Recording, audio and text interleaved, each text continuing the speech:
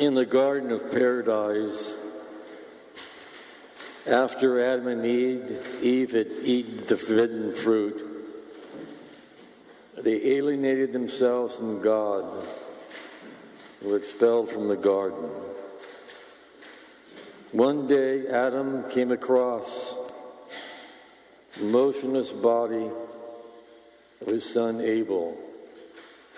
He picked him up, put him on his shoulders, carried him, and laid him on the lap of Eve. And they lifted up Abel's hand, but it fell back limp. They looked into his eyes. They were glassy and blank.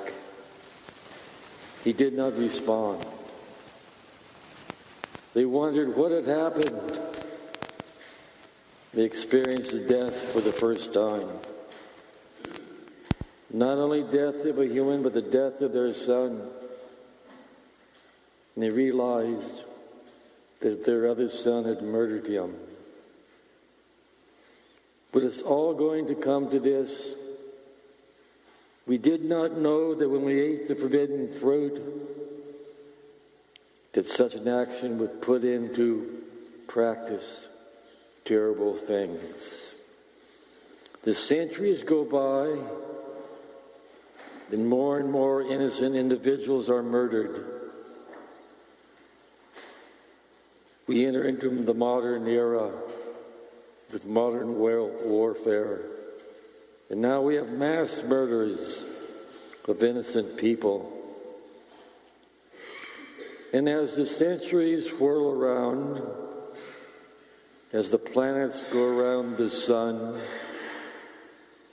so the Father sends from heaven his Son to earth, and he revolves around the centuries and comes back to the place where it all started. And there we find a new Abel put to death at the hands of a new Cain.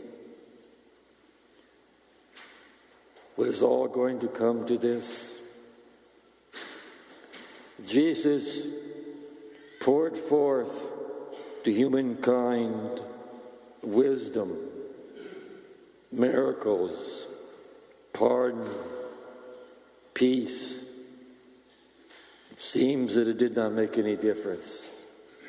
And finally, on the cross, at the very end, when the last drop of his blood is drained from his body, he cries out, "Father, into your hands I commend my spirit." We have Mary standing at the foot of the cross.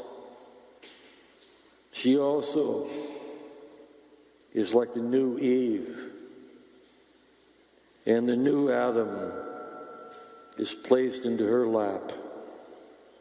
And she looks down at her son crucified, tears in her eyes.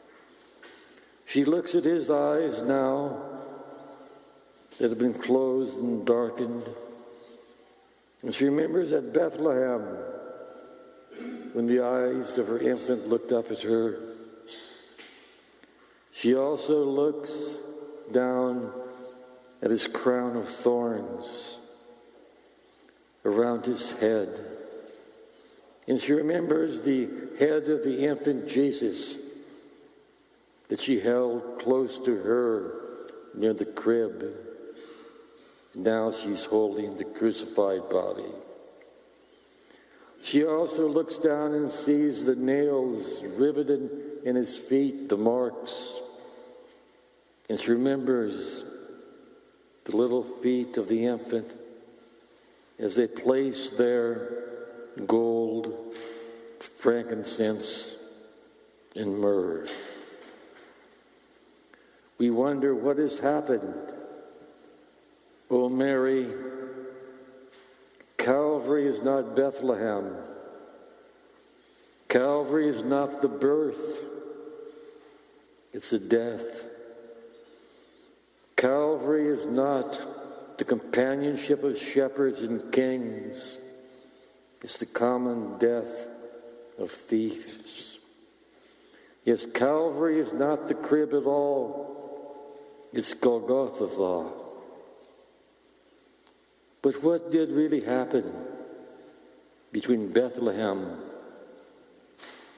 and Calvary? Something intervened. Bethlehem gave us Jesus as Mary presented Jesus to us, an innocent, beautiful child.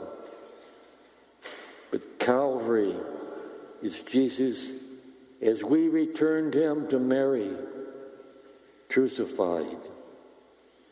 Oh, if we haven't been so proud, there would have been no need for a woven crown of thorns. If we had been faithful, there would be no need for the blistering kiss of Judas. Yes, the world today somehow is described by the Garden of Eden when God is alienated. And it comes to Bethlehem when Jesus promises us salvation, but also in between, of course, there is Calvary when Jesus comes to save us. And as terrible as Calvary is, there will be a resurrection when this crucified body is transformed into a new body, a body that can no longer suffer. And so we begin the era after our death when our bodies can no longer suffer, because we will share in the resurrection of Christ.